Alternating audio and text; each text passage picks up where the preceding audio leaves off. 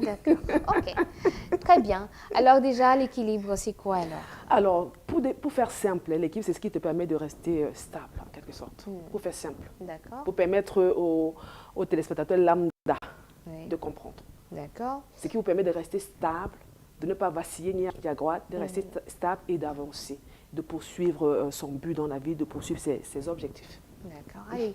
Bah, de toutes les façons, on a l'occasion d'en apprendre un tout petit peu plus pour ceux qui nous regardent et qui peinent justement à équilibrer, qui sait, vie personnelle, vie professionnelle, Personnel, c'est qui ça. peinent même à équilibrer aussi vie de maman et vie d'épouse. Il y a pas mal d'équilibres de ce type-là, souvent, qui s'imposent dans notre vie. Et si on n'est pas bien préparé avec Annie notamment, ça peut être compliqué. Ça peut être compliqué. Allez. Parce que parfois, on peut être au top sur le plan professionnel, Oui. mais les autres aspects de la vie vraiment sont... On a l'impression vraiment que, oui, c'est vrai, quand on est dans le milieu professionnel, on se sent bien, mais dès qu'on est ailleurs, on a l'impression que vraiment on est passé à côté de quelque chose. Or, il faut tout faire pour non seulement être équilibré, mais veiller sur son équilibre. C'est de ça qu'on va parler aujourd'hui. D'accord. Allez, on te laisse le soin de nous y plonger. Merci Christy. Bonjour, chers amis téléspectateurs. Je suis toujours très heureuse. Quand je pense que je dois arriver ici, je suis en joie. Je suis très heureuse de vous retrouver ce matin. Et comme le disait Christy à l'entame, donc, nous parlons donc, ce matin de comment veiller sur son équilibre. Et comme j'aime à le dire, à le rappeler ici, chers amis téléspectateurs, nous sommes constitués esprit, âme et corps.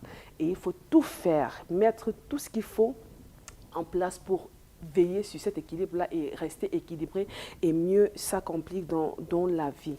Nous allons prendre en compte et en considération plusieurs domaines, voire les domaines essentiels de notre vie, à savoir le domaine familial, le domaine spirituel, le domaine académique, professionnel, social, le domaine financier même.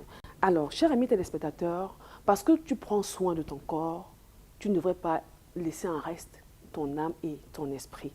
Comment donc s'y prendre pour veiller au quotidien sur son équilibre et mieux s'accomplir? Alors, parlons donc du domaine familial.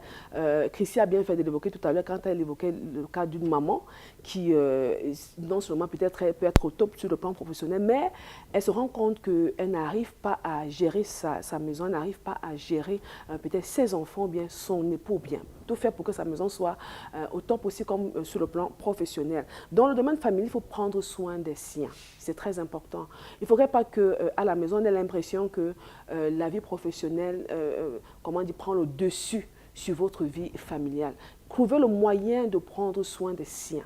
Il faut pouvoir réfléchir au quotidien. Déjà, j'ai envie de prendre le cas des enfants, par exemple. Est-ce que tu connais, par exemple, le langage d'amour de tes enfants ou bien de chacun de tes enfants?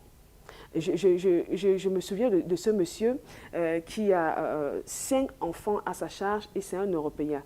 Alors, il me disait, Annie, voilà comment je procède. Je connais chaque langage d'amour de mon enfant, de mes enfants, chacun de mes enfants.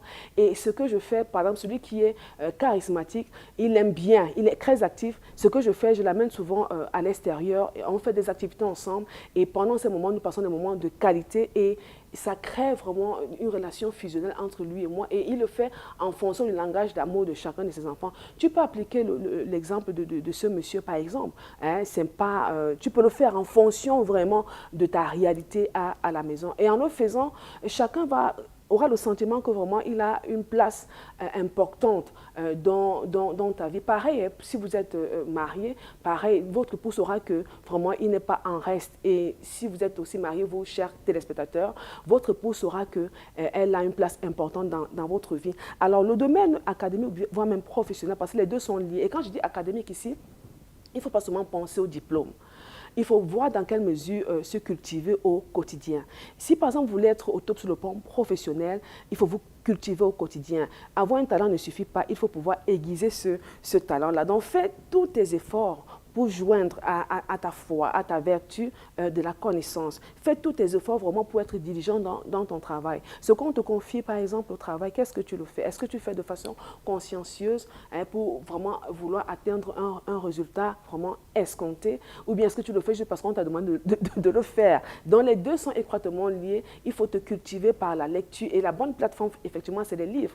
Donc lis essentiellement. Et comme je le disais mercredi dernier, chers amis téléspectateurs, j'ai dit je disais, il faut pouvoir s'inspirer des expériences des autres. Et ces expériences-là sont souvent contenues dans des livres. Donc, lisez beaucoup et vous allez vraiment être au top de votre forme sur le plan professionnel et académique. Maintenant, sur le plan, le domaine social, qu'est-ce que vous voulez accomplir dans la vie?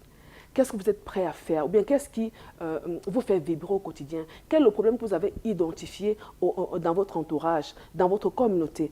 Qu'est-ce que vous faites au quotidien pour pouvoir aider les autres à pouvoir, comment dire, avoir quel impact, voilà, quel impact vous avez sur les autres? Ce que vous avez, mettez-le au service des autres. Donc ne soyez pas égoïste, mais rechercher aussi au quotidien l'intérêt des autres. Une façon de chercher l'intérêt de l'autre, c'est pouvoir mettre ce que vous savez faire, mettre vos talents, vos dons au service de la communauté. Alors, sur le domaine santé, j'ai